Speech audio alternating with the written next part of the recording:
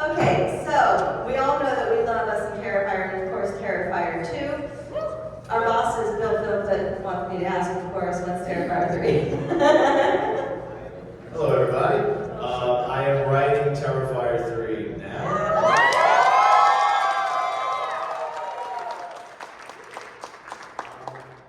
We'll see. I mean, I want to make it as soon as possible. I would say the soonest it can go into production is probably the summer, and then shooting by the fall. That's like best case scenario, though. But I'm writing, and I'm sure you've read and heard that there may be 2 more coming, so we'll see. Definitely, is coming soon. Now, is this one going to, or do we not know, is this one going to be a crowdfunded venture like the other one, or do we have an outside funding? Well, it's going to be outside funding, but we might still do the Indiegogo just because, like, you guys love getting your hands on, like, Mike the Clown's costume and props and things from the movie. So we love keeping it, interactive, and we always have. So. And I can't speak for everyone, but I personally love getting to contribute to a production, even if it's not as massive as this, what this has become. I really love putting my money behind something I believe in. So I think that is important, and I think that's just really neat for the audience to be a part of it too. Yeah, I agree. Yeah, we would have never been able to make part 2 without you guys and without the Indiegogo campaign. So Right. It's kind of like, might as well be a tradition and keep going, right? Absolutely. Okay, so my first question for you guys is, I would really love to know, regarding Terrifier 2, if you remember, what is the first scene that you guys shot, both like you guys and then your might be different? My first scene that I shot was the scene where I'm chasing Brooke outside at the carnival area. So that was fun. I just kind of a little bit of drizzly rain that night too, but it was fun being back, and I scared the crap out of both Lauren and Jordan that night, Kaylee that night. So because I was like, I gotta welcome them to the set of Terrifier. So they're in the makeup trailer getting their stuff done, and there's a window there at the door, and I just stood in the door, just looking through the window, making faces. They didn't know. I was there for like 5 minutes, just waiting, and finally they turned and see me. Just, I'm like, that was a fun night for me. My first scene that I shot was in the school when I was skipping down the hallway, and then the second one was the possum scene where I was like digging through the guts.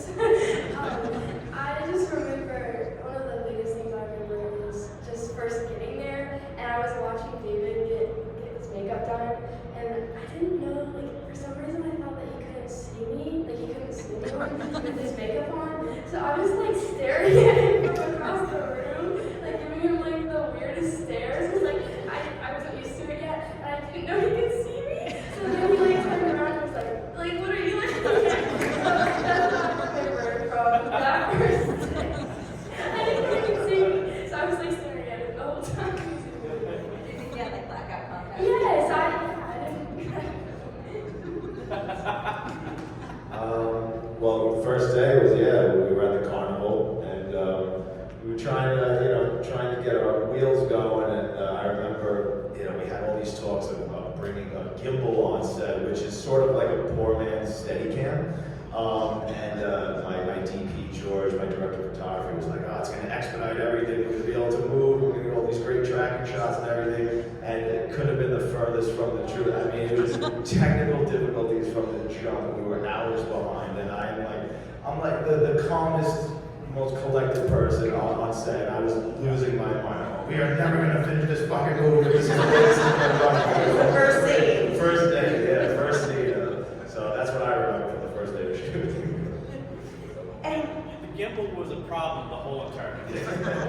George kept on insisting that we're going to use this gimbal throughout the whole entire run of the film. Like every time I started, we're like, oh god, no, they can't. We're going to do this. And every time there was always problems with that stupid all the time. Yeah, the camera we wound up using and the lenses, we had a special adapter to get those lenses to work, and the camera wound up being just a little too heavy for the gimbal, so it would malfunction and it would just die like in the middle of the shot. Really weird. Yeah, it would. We got through it. it was scared. You scared it. It's your fault. It was my butt. So, and also, let's talk about what individually. I mean, every screening I've seen, your butt gets cheers when that happens. It does. It did. I saw it opening night. Opening night. You got cheers. Yes. David Bye. What was the, for each of you guys, because the answer might be different, what is the most challenging scene you had to shoot and why? Okay. Your butt. Maybe art? I think the most challenging scene for me was probably the one in the van where me and Art are driving and I'm like voicing Jonathan. One, because, you know, it was a lot of lines, but two, everyone was trying to make it look like the van was like bumping down the road, but we weren't actually driving. So it was very chaotic because there were like 7 different people outside like shaking the van trying to make it look like it's driving. And we're all trying to do our lines, everyone on the outside like, trying to make it move. So that was the most challenging part. That was challenging. I think probably one of the more challenging scenes for me was probably the scene where I actually had to call in a relief swinger for me. Was when I'm destroying Brooke with the club. Because this thing that he made, the fake chest that I'm trying to beat into this thing, it was just not tearing. Like, and I'm just wait, because this club actually had knives and everything on it. And at one point, like I swung it, and like one of the knives just goes flying off. It flew right between myself and one of our camera operators, and we're like, oh! And it just kept going, and it's just not working. It's not working. I'm getting tired too, and it's because it's maybe 4 o'clock, 5 o'clock in the morning, and I'm spent. And like Mike Levy came in, and you might remember him as the exterminator from the first one where I decapitated him. And he came in and he discovered that you had to hit this thing and like wiggle it around a little bit so it kind of gets in there and then you can tear it. And I was like, oh, but it was whatever he made it so good. It was like, this thing is, because that thing had layers to it. This is how good he is with these practical effects. He doesn't just do an outside layer, he adds like muscle and sinew and everything underneath, and then it had all this other gunk inside of it. And that was also kind of challenging that night too, because I had teared into this thing. And I'm glad they weren't running sound, because we had bits of like chicken gizzards and stuff like that in there. We had bones in there and stuff like that. So I'm just sitting there, it's so cold, and the building we're in is so cold too, and I'm just like,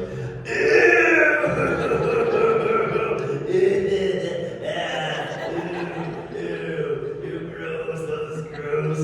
They're like, God, we're gonna have dinner now. I'm like, oh, then I got all this crap all over my hands. I'm like, I need to just be sanitized right now. Like, I gotta eat now. The real Art the Clown. Yeah.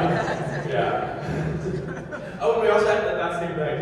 I gotta tell this story too, because it's kind of embarrassing for me, but I think it's hysterical. I'm really immature. I like to call myself Art the Clown. Because I was swinging the club back, and and I went, whoopsie! And I was like hoping no one heard it. And I just Everybody heard it. Yeah, everybody heard it. I just hear the whole entire video village just cracking up. And I'm like, I'm sorry, Kaylee, I'm so sorry. Together on the floor cracking up. I'm like, oh God. Oh no, we gotta put that in the bloopers. You're already exhausted, so you're already punch drunk. Oh yeah, fair. That was basically the whole entire shoot. We were all just punch drunk. I think maybe the alley bedroom kill scene was probably the most difficult. But I mean, the most just brutal for me. My rock bottom was what we were shooting in the Fright Factory, which was the interior of the haunted house at the end where it all takes place. And that's a real haunted house in Philadelphia. And and it's like being inside a cave. And I think we shot that in the winter, so there's no heat, it's freezing, it's filthy, it's so dirty. And you know, we were trying to shoot the entire climax in like 2-3 days, and of course we just went so over, and we wound up spending like weeks down there, and everybody was just so miserable, and there were like 18-hour days. There was one night, I think it was the last 2 nights, I was up for 18 hours, everybody went home, like, or they went for a couple of hours to either their B&Bs or hotels, and I had to stay and sleep in the Fright Factory. So it's like 5 o'clock in the morning, and call time is like 8:30. So then I have to go into another 18-hour day. So I slept on the floor in the guy's office on an air mattress that was this thick. I fell asleep for 20 minutes, I wake up on the floor, it's deflated, I'm on the floor. And then I leave, go on the couch, this old disgusting couch outside, sleep for like another half an hour, then I'm like, this isn't working. So I go in my car and sleep outside in the car, and then before you know it, the van pulls up in their back, and I have to get up and go right to the next day of shooting. I'll never forget that. It was so miserable.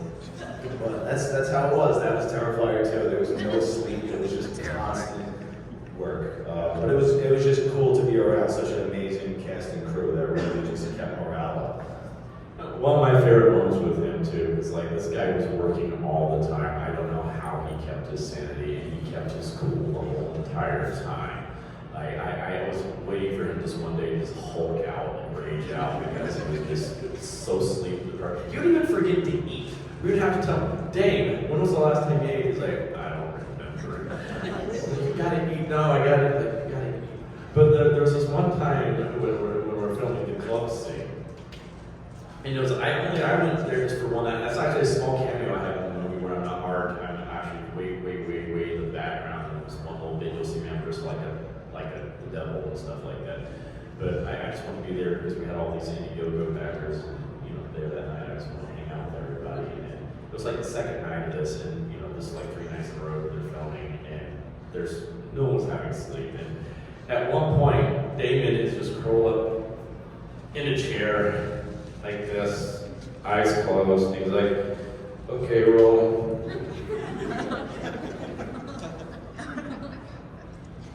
That looked great. Just do it again one more time or something.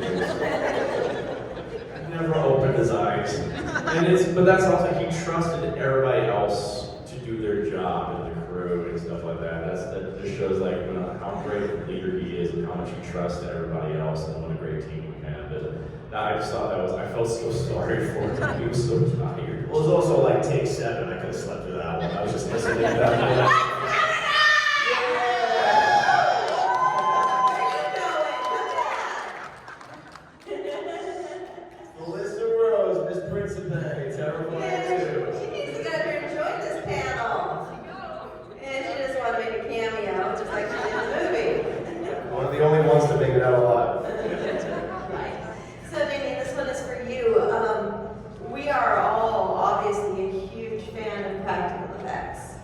What is some of the most challenging thing when you're creating an effect for you? I mean, the most challenging effect I ever had to create was the alley puppet. In part 2, that wake when the mother comes into the bedroom and then it wakes up on the bed. Because I had to take an entire life cast of Casey Hartnett, like sitting in that position, which was difficult. And she was getting so cramped. We were like sitting kind of like Indian style there. So I was like, we always freaking torture people out usually before we start shooting. They all have to come in and get a life cast if there's something horrible's going to happen to everybody. Yeah. So they're like, oh my gosh, it's this bad now. How bad is it going to get? But I got bad for her.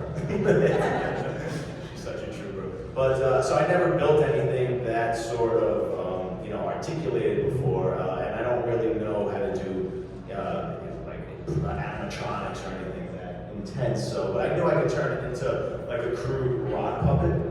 So me and my partner, my producer Phil, built it, and we put the entire room was a set. So I had people under the bed, like just rods basically going through the bed and into her leg. They could just kind of like move her leg up and down, or like move her arm, and then I had rubber gloves in her chest that my cameraman, we didn't have enough people to operate. So people would roll the camera, the whole crew had to go and operate his body. So he's like blowing into her chest, making it breathe, and then someone's behind the wall, just making her head kind of move with with the stick. So that was cool to see that come to life. And then, so like, I do like visual effects when they're done properly, and you can marry the two. Sparingly, yeah, and like the way Guillermo del Toro uses them, like beautifully he marries them. So like something cool we did, for instance, when she wakes up, and then all of a sudden you see her eyeball open up. So we basically, you know, locked off the camera, we had the dummy there, then we moved the dummy and have Casey go in, and we mapped it out with a tracing vehicle on the monitor, and we lined her up exactly where her dummy was, and then we just have her there opening her eyes and blinking and stuff, and then we can digitally put her eyeball onto the dummy, and it's the exact lighting, it's the exact distance, so you gotta manipulate it a little bit, but it works beautifully. We did that a couple of times. See, I feel like an idiot right now, and that just shows you how amazing he is. I thought that was her face. Like, I thought she was in the bed. Just facially. Yeah. Obviously, this was not real, but I thought that she was actually there. I thought that was her head. Oh, I really did. Very common. Yeah, even you too. Things we learned today. Even and then the close-up is a different dummy head when she says "mom," and we did the same trick. So that's a dummy head with just like a very crude kind of like spring and a wire, just to have the mouth go like that. I always thought that was a person. Wow. Okay, mind blown. I'm done. Okay, do we have any audience questions? Right in front. For David and Amelie, when you guys read the Terrifier 2 script for the first time, were you guys like shocked at it, or were you kind of expecting it? Like anything in the script that you were just kind of like, whoa, or was it kind of what you expected? I didn't even really read the script. I just went into it blindly. I just kind of did what Damien told me to do, and I watched David from the sidelines, and that's kind of all I did. But yeah, I was really shocked of like how intense Damien wanted this character to be. But yeah. Yeah, I didn't know about that until the premiere.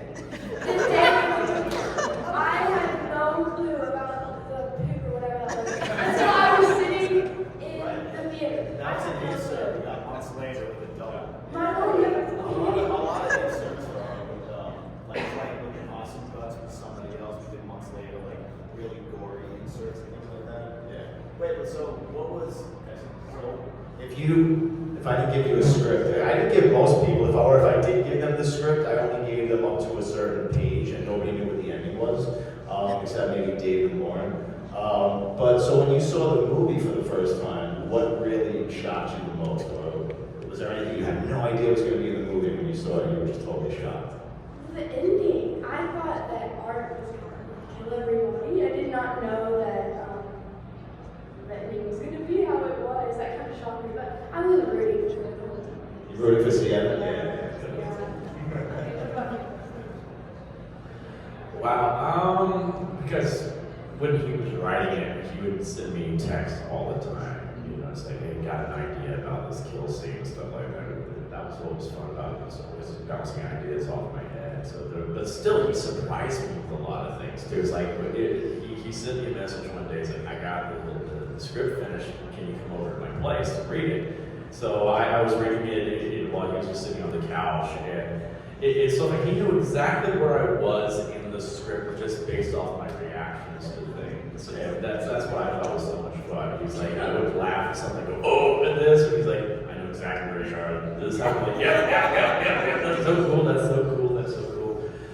But you know, so I knew about a lot of the kill scenes and stuff like that in the story. But I think what I was really impressed with more was how he really fleshed out the characters in this more than like part one, especially with Sienna and her family. I love that whole dynamic between Sienna and Jonathan, especially, and also with Barbara as well, because I love the character of Barbara a lot, because I know a lot of people, she gets a lot of hate. You know, it's like, "Oh gosh, she's such a bitch," and all that kind of stuff.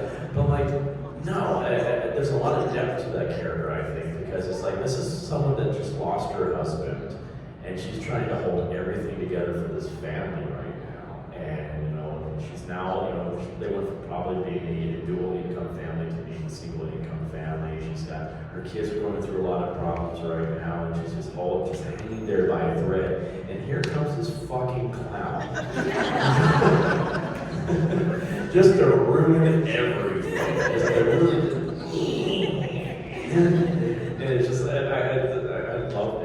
that whole dynamic with that family, especially that moment where Sienna's at the club and she and Barbara just have that nice little moment, I love you, Mom type of moment. I love that moment. The scene, it gets me every time. It was like, I read it on the page and it was one thing, but when I saw it acted out on screen where Sienna realizes what happened to her mom, it gets me every time. I'm like, oh man, it's just so powerful. It's just like, oh. It's like, and he just added so much more character to this, and that's what I love about it, especially with Sienna. I think that's why everybody has fallen in love with her.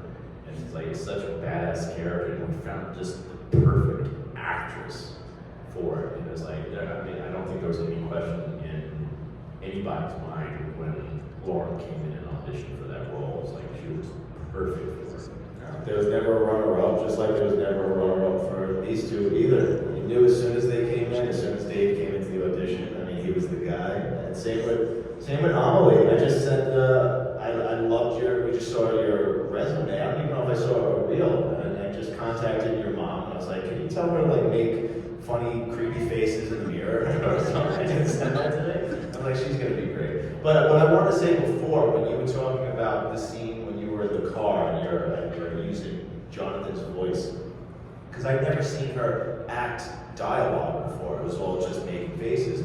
So when I got to hear her deliver lines, and I was blown away by how good she was, and I was so annoyed that I couldn't use her actual voice in that scene because it was so good. Like really, you like blew me away there. So talented, so talented. Thank you. Yeah, lucked out with a lot of talented people. Yeah. Also, I agree with David. Like in Terrifier 2, there's a lot more story to it than the first one. So I think that's what sets it apart. It's just you're really rooting for all of the characters versus the first one. It's more he's just killing everyone. Kill them all. The second there's more story. I have to brag about her too, because like her first day on set was my first time actually meeting her, and we were doing the possum scene. And there's so much more stuff that we did with that possum than what y'all have seen too. It's like, we were doing a whole comedy routine, like 5-6 minute line. It's like he was smart to edit it, because it would just been Jonathan just standing there forever, just going. Like doing puppetry and like playing fetch with them and stuff. And it was because, you know, we never interacted before, and she just naturally just started playing with all this. It was like we just had just natural rapport with each other, and we had so much fun. It was just purely organic with this. I'm not used to like child actors being just so willing just to go full throttle with things, and because I used to I'm a former teacher, and I used to teach a skits and drama club at the camp I used to work at, and when I would do work with children, I usually had to coach them through things and direct them, like, hey, do this here, do this here. You didn't have to do any of that with her. She just naturally just started doing things right away, and I was like, this kid's good. I pulled Damien aside. I was like, oh my God, dude, we lucked out with her. She's just naturally gifted with this. She just has great instincts and knows how to just go with it. And it's like, keep it up. Just keep it up. I wouldn't have done that without you guys. Like, if I didn't feel like I was able to do that, you guys were the ones that made me feel comfortable doing that. Yeah. Because it's just such a fun cast. You guys are all so, like, happy going. Yeah. I couldn't have done that. Yeah, piggybacking off of that, one of the things I really was most impressed with when I saw it, because I didn't actually, when I know I'm going to see a movie, I don't watch trailers at all. I want to go in blind. I want to experience everything for the first time. I don't want any hits. If I'm not sure if I'm going to see it, then I'll watch a trailer and decide. But, so I didn't watch the Terrifier trailer when it dropped and everyone was freaking out. I didn't watch anything. I didn't read anything. I didn't do nothing, okay? So I went in blind. And the acting, all of the acting, all the career actors in this one were phenomenal. Everybody. I was very impressed with that. That's one of the things, aside from obviously the effects, that I was most impressed with was the quality of the acting. So, yeah, you did well on that. How was casting the rest of your characters? Was it easy? Did you struggle? Did you have to like really look for certain characters before you found your magic? Yeah, we did. It was really me and my buddy co-producer Jason Levy of Plus One Lens. He did the casting with me, and we would just do well, it was all online, like Actors Access, things like that. And we just get tons of submissions. We'd sift through everything and watch reels and stuff. But yeah, I mean, I'm trying to think. Like I said, there was never a runner-up for Lauren, and she just, the fact that she was a martial artist and she's just so gifted, just so natural and charismatic. I couldn't wait to have her, meet her in person. We had her do a chemistry read with Elliot and Casey. But Kate, yeah, martial arts, kickboxing, all that. Like Kaylee, for instance, who plays Brooke, as soon as we saw her reel, I mean, just on another level, just natural raw talent. And I remember her audition, it was the scene where she first, in the schoolyard, where she first pops up and she's telling about Monica Brown being attacked. And in her audition, her self-tape, she's like eating the cookie while she's doing it. I'm like, ooh, wow, that's just a really good touch. But yeah, we really just lucked out. There were just so many good performances in this one. I was so proud of it. I knew it was going to elevate the material big time. That's all it's a gift for a writer, director. That's all you can hope for. Yeah. Any other audience questions? Right there. So I read that the fourth movie may bring about the end of art. Is that true? Should we begin mourning now? Prepare ourselves. Doesn't necessarily mean the end of art, but I don't want to fall into I don't want to call it a trap, but I mean where there's just really nothing creative left for me to say, and I'm just spinning my wheels, and I'm just trying to come up with just new ways to kill people, and that's it, really, an excuse to just have art, which I'm sure many of you would just love to just see art kill people for the next 20 years. But who's to say? I mean, the story I have in my mind and all the ideas, I want to put art in a few really cool scenarios and situations. So I think that 2 movies is really all I might have left in me with his character. But we'll see. You never know. I have so much fun exploring that character, and now Sienna and Little Pale Girl. I mean, there's so many cool things. Now Victoria, where she ends up at the end of part 2, is going to be really interesting moving forward. So it's going to be cool. Yeah, I'm excited. When creating the characters in your head, what made you decide to go with silence? Alex, I didn't have to write any dialogue. Which great job, because I see so much emotion, no words. Well, there's a couple of things. I think it's creepier. I wanted to stay as far away from Pennywise as possible. But when I gravitated more, not that I don't love Freddy Krueger, I'm obsessed with Freddy, one of my favorite characters. But I always thought, Michael Myers, the fact that he didn't speak was always a little creepier, because just that you cut off that communication sort of makes them more animal, and you feel like you can't really rationalize or reason with them at all. So I like having that element. But yeah, like I said, just staying away from Pennywise, and it allows him to be so much more expressive and interesting, and everything art would say based on his mannerisms and his facial expressions, and the audience sort of fills in the dialogue for themselves. So I think that's more interesting, but certainly creepier. Well, it's not a question, it's more of a statement. Well, I guess a question. What made you decide to do the potato smashing in the face scene? Everything else was just wow, but that part was just like the cherry on top. I didn't think, I get so many people come up and they're like, mashed potatoes. After Terrifier, well, the first one where Art does the sort of cat lady skin Buffalo Bill thing, right? I love challenging myself and putting Art in different sort of costumes or looks or whatever I can do. So I wanted to have him, in that what would you call it? Apron. I want to want to see him in the apron, kind of like a little homage to Texas Chainsaw Massacre when Leatherface is like preparing dinner when the brothers come home. So yeah, I just thought that would be cool. Everything with art is just pushing it more and more, just like more sadistic. So I mean, having him come out and just serve the mashed potatoes is one thing, but then he has to go that extra mile. So I was like, just slam him into her face. It's just typical on the clown. And the one that was in front of you, the jump, yes. When you're writing like Terrifier 3, do you have a specific writing routine? And has it evolved, would you say, like since Terrifier 1? I don't remember the routine for Terrifier 1, but part 2, I just wound up just the way it organically happened was because I procrastinate like crazy. It's so hard to write, just to get yourself in that mindset. Writing is by far the hardest thing to do because it's just you and the page, it's just your imagination, you have nobody helping you. So by the time I would get going, it would be like 6:30 at night, and I would write till about 5 o'clock in the morning, and then I would go to bed and wake up around 3 in the afternoon, 4 in the afternoon. It was a horrible, absolutely horrible routine and lifestyle, and I was like that for about 2-3 months, because that was the first time in my life I actually got to focus solely on a script, and I didn't have to, work a 9-to-5 job. Like that was my job, was writing the script. So I'm gonna try not to fall into that routine again. But maybe that's the way to do it, just living in darkness for 3 months, and maybe that's how some of that shit went to your mind. Anyone else? Right there.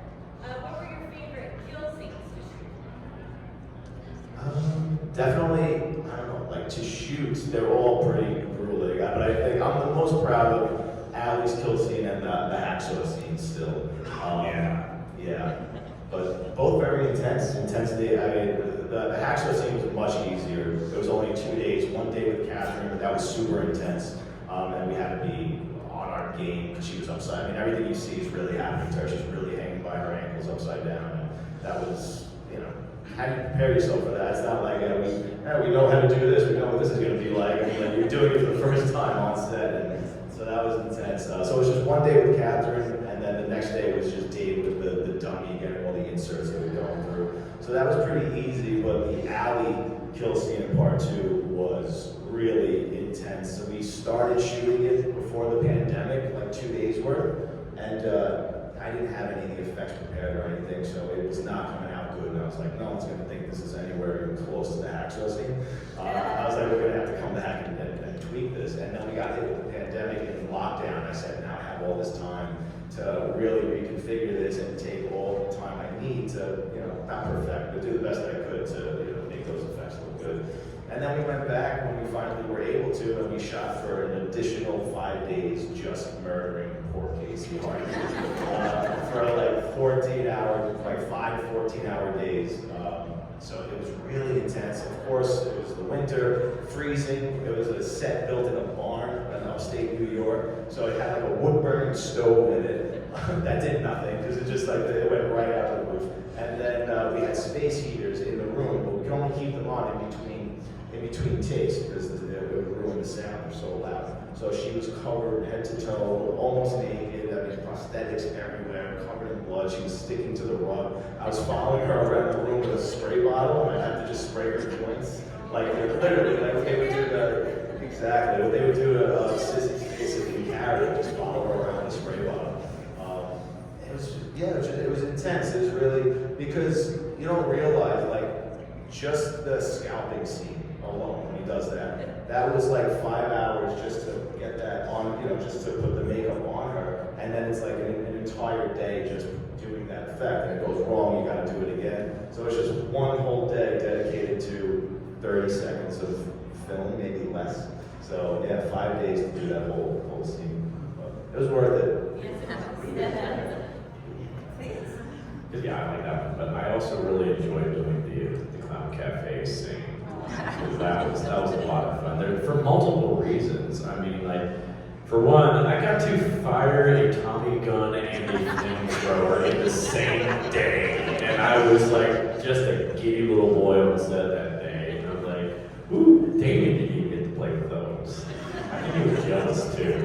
And anytime they're like, we gotta do another take, I'm like, yeah! No, remember the Tommy gun never fired? Oh yeah, it kept on like, They would only fire one bullet at a yeah, it time. would be like, pop. I'm like, I was getting so excited, and it goes, pop. I'm like, ah! And we finally got it working, it was, we didn't have a rust moment, thank God. But that was just a lot of fun to do that. It's a very weird thing to actually set a human being on fire, too, because our wonderful stunt actress, Jenna, that played both the stunt double for Aaliyah there, but also for Lauren when she falls through the art pushes her and she falls through down into the pit. She literally plummeted, like, God, how many 30 something feet, yeah, into all these boxes, and I was like, wow, she was awesome. But I was, they told me to do whoosh whoosh on her, like, because they one on the front, one on the back, and she went up like that, just with one whoosh, like, okay, that's enough, and I'm like, okay, that's going now. And it's one thing to hear, but to actually see yourself like a human being on fire, and they just go whoosh, like, and I have to just keep cool. Part of me's going, holy shit! And I'm like, oh my God, at the same time. It's a very strange moment. But also, that was a fun week because it was literally right before we went to shut down in New York for the pandemic. And we were out in the middle of nowhere, Amish country in upstate New York. And so we're away from what else is going on in the world in that part. So we had no idea. We would occasionally hear little trickles of, oh, Tom Hanks has got COVID now. We're like, no! He's a national treasure. But we had no idea. And so we had so much fun because we had all the Indiegogo people there that week too. That page, you see all these people in the background, they were our backers. And so we had new blood on set that week. So it added a whole new freshness and a lot of energy to what we were doing. Because their excitement, I think, fed to our excitement. We just had fun. We partied basically every single night too. It was just a great, awesome week, and then everything went in the world. And so it was almost like we were having like our last hurrah before chaos happened. That was probably my favorite week on set. And that was also a week where during the whole build up to all this, we were like, this is such a technical scene that we're doing here. We have so many, special effects, pyrotechnics, all this kind of craziness. Is like, oh my God, it's gonna be hard to do. Everything's gonna go wrong.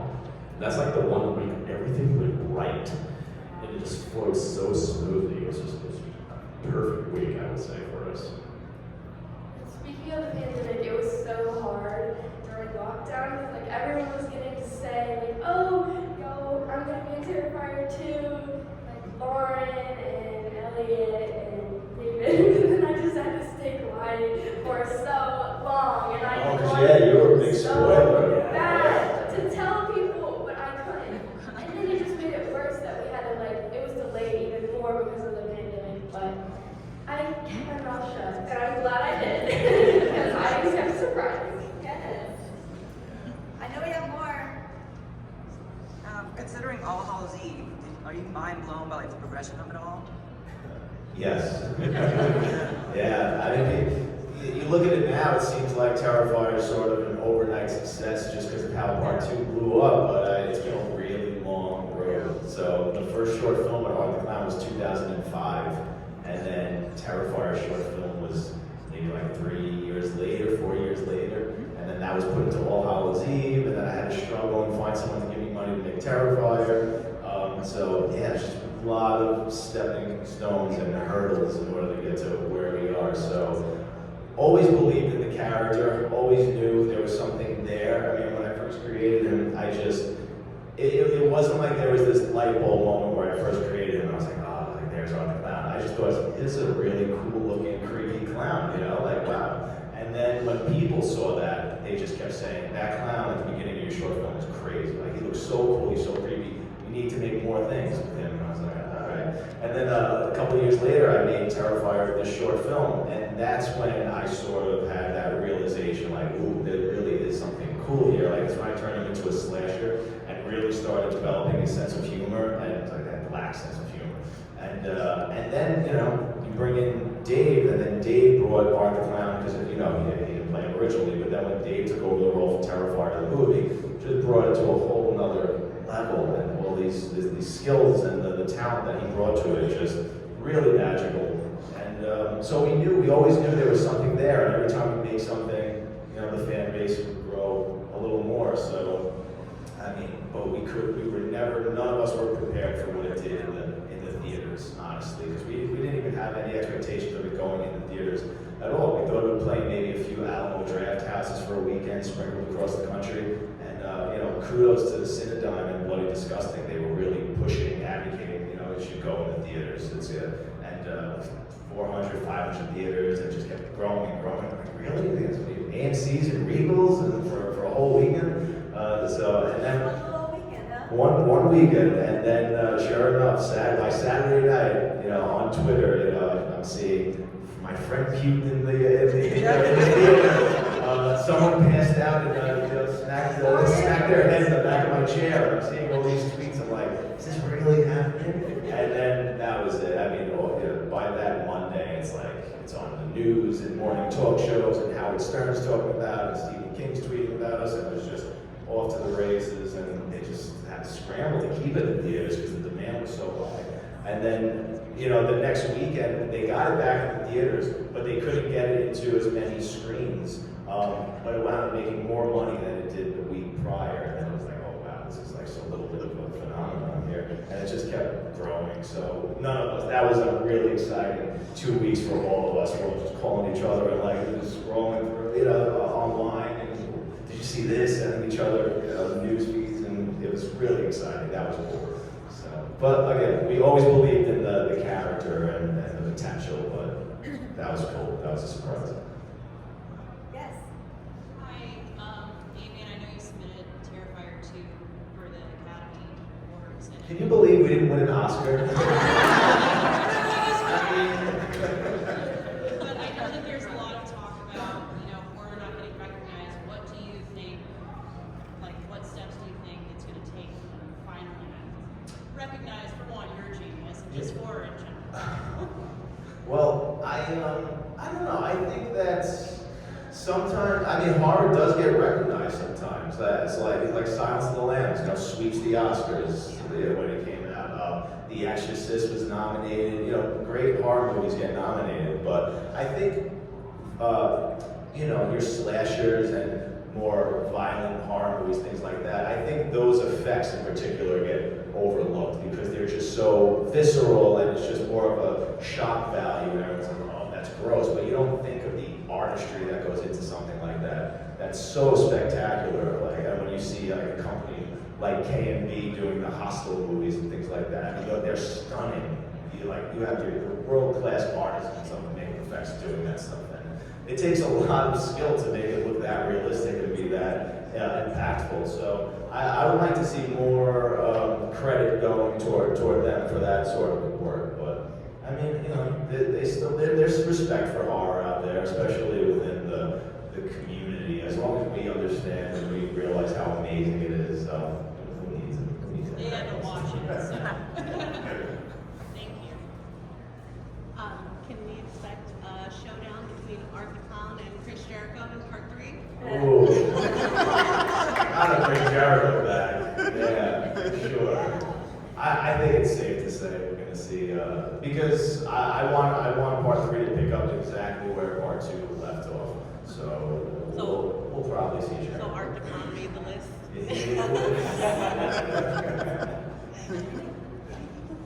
Was there ever a moment for any of you guys where you actually thought, you know what, this is too far? Yeah. A couple of times. It happens a lot when I'm writing it because I'll just think of how far can I possibly go with this, and I'm trying to think of a particular. I know one with your balloon animal. Oh yeah, like with just the tip moment, I was like, hey, after I cut off the tip, I was like, what if he makes it into a balloon animal? And he's like, there is no way that is going anywhere near Mark's mouth.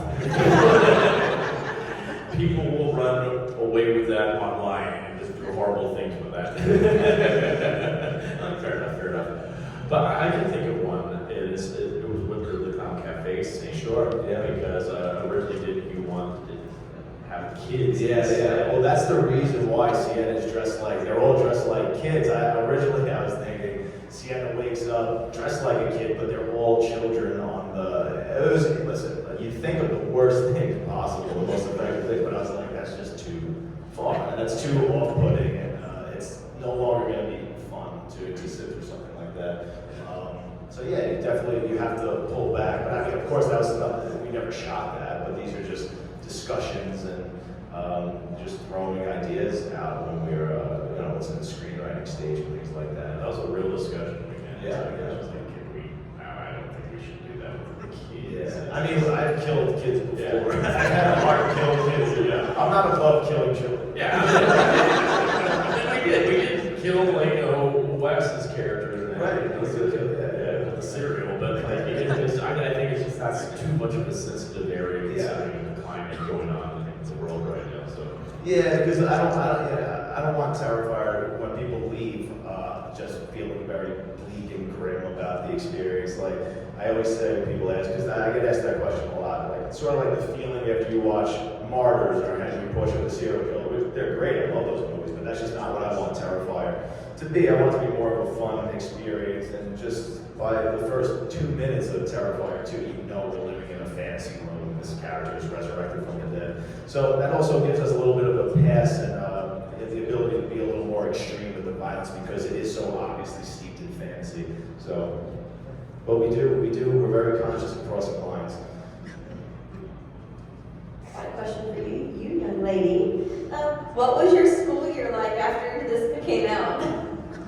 Well, every single scene I filmed, I would fly from North Carolina to New York, film for about 2 or 3 days, and then fly all the way back. And then maybe 3 weeks later, I'd do it again. And we would do that for almost every scene I was in. So, yeah, I definitely missed some school, but I tried to get off work and I tried to catch up. But yeah, it was. What was your like after it came out, the reaction? Oh yeah. Well, even now it's like boys I've said 2 words to are now all of a sudden coming up and being like, oh my gosh. You haven't even talked to me this whole time. Now. What an icebreaker. What'd you say? I said, what an icebreaker. Yeah. It was that black hole. Yeah. Like, she's the shit. Literally. Guys, t-shirt of that scene. That's great. Make it happen. For Jello pudding pops. J-E-L-L. Oh no! You need your own comedy. Someone wants to know if there will be a more gruesome scene that will top part 2. Anything in part 2? I'm always going to try. Yeah. Always trying to top it, which is getting difficult, honestly. There is one scene in particular that I was going to do to Jenna's character in Terrifier 1. It was going to happen right after Catherine's hacksaw scene, and I said, there's no way we can do these back to back. It's what we were just talking about, going too far. I said, the audience is going to get up and walk out, and we'll lose them. So, and I've kept that kill in my back pocket. I didn't use it in Terrifier 2, so I think I'm going to go back to that. And that one's really despicable. So, we'll see. I have a couple of cool ideas, and it'll just get crazier as I'm writing. So we'll see. I just want to say shout out to the salt on the beach scene. Like that was gnarly. Yeah, thank you. I actually said that in the theater. I was like, that's rude. You hear that? Yeah, why not? Keep pushing it, Being art's just relentless, and literally pouring salt in the wound. I thought that would be just the worst thing. Originally, it was supposed to be Ajax and Bleach. And a buddy of mine is independent independent film had a scene where someone rubs Ajax in somebody's eyes, and then Dave was like, just make it salt. And I was like, yeah, salt. He's the new Salt Bae. Growing up, like I don't know how old you are, but growing up, did you watch a lot of Faces of Death, Traces of Death? Because a lot of the scenes kind of remind me of that. I did, unfortunately. Yeah, I wouldn't say a lot, but I've seen them, and I saw them as a kid, and I don't recommend you watching them. I watched them all. I saw Yeah. them. I mean, some of it is actually fake, but there are some real in the sequels. Like A lot of the scenes reminded me of those. Like, yeah, well, because they've scarred me for life, and that's my way to deal with I'm it. here now, though, to be honest. Yeah, exactly. Yeah, it shocks people when I tell them that I'm not into like real gore. I don't like looking at real like surgical videos of surgeries and things like that. I'm not really into it, but sometimes for research, I'll dip my toes in. Like for the alley scene, that was a picture of Jack the Ripper's victim that inspired that film, an actual photograph. So it happens, but it's really not my thing. Whose idea was it to film the nude scene? Oh, mine. I try to get naked in every movie. That's a good story, though. Yeah, that was a very interesting night. Yeah. I'm glad you could left by that part, because that's one thing I was like, I am not going to be in any state of like undress like that. Like when we're doing our little pancake, I was making sure I was wearing pants and stuff like that. I was like, I don't feel right, you know. But it was so cold in there. It was so cold. Because they couldn't have the heater going because of sound. And I was just standing next to the lights the whole entire time trying to stay warm, or our costumer Olga would come and just give me a cup of hot water just so I could hold it just to stay warm, because I'm covered from head to toe in fake blood. And then I also had to put on a wet costume and walk outside in a wet costume in cold New Jersey weather. But what was so funny is like there's that take of me walking into the laundromat covered in blood, and I had to go across the street and walk in, and by this time we're racing the sun, and people were starting to go to work, and so cars were passing by, Well, we saved the nude shot for the last shot of the night. Yeah. That's when traffic really started picking up. Yeah, that's when everybody's, but let's preface that, so I was walking across covered in blood. And we did the nude shot, and oh boy. We did it in one take, thank God. Because also, that was enough. I had to wear a night. And we're doing the shot, and I know someone saw me outside because I hear I'm like, oh no, there's something that made me jump. And then my sock fell off. I'm like, oh no! And then Dave was like, we got it.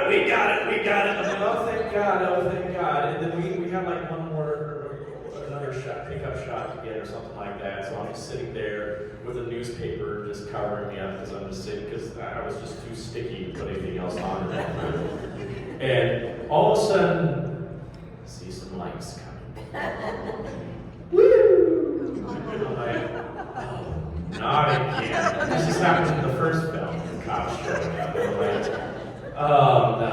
And Damien's over here touching up a makeup when this is going on. He's like, Dave, let's go fuck with the cops. I'm like, no! No! Do you see me right now? I don't want to die. And we gotta raise the sun. So that's what I was trying to say. We gotta raise the sun. I'm not gonna do this. And of course it has to be a female cop that comes into it. No. And she comes in, she's like, so, sorry, we got a report there was a clown covered in blood coming in here. And at this point, everybody's standing in front of me because like, let's don't let her see you. And I just kind of poke out behind her like, hi, it was me. And she's like, looks at me, it's like, oh, yes. I see why we were called. So you're shooting a movie, aren't you? And it's like, yeah. So it was fine after that, but I was like, oh God, again? This is the thing that's happened on basically both Terrifier films And our other film that we did with the Festival Lens team, Stream, was like, I even though Stream wasn't with the cop, but I'm like, I almost died, I feel like. I'm going to like, because on Stream, my characters, I'm stalking we're filming in a hotel in Gettysburg, and it was during the pandemic too, so no one should have been in this hotel really in January. And we're filming, and I'm covered in blood, you know, I've got crazy lights going on, stuff like that. And all of a sudden, someone opens a door down the hallway, and this woman comes out. Whatever you're doing is very effective. We are Second Amendmenters, and you almost got shot. And this woman shows us this video of me through her peephole walking by, repeatedly stalking my victim in these hallways. And I'm like, oh my God, that is freaky. And she was standing there behind the door with the gun. And I'm like, oh my God. And I'm like, why did this hotel not tell anybody that we were filming a horror movie? Like, that was dangerous. We didn't even know anybody was on that hall either, because we thought we're fine.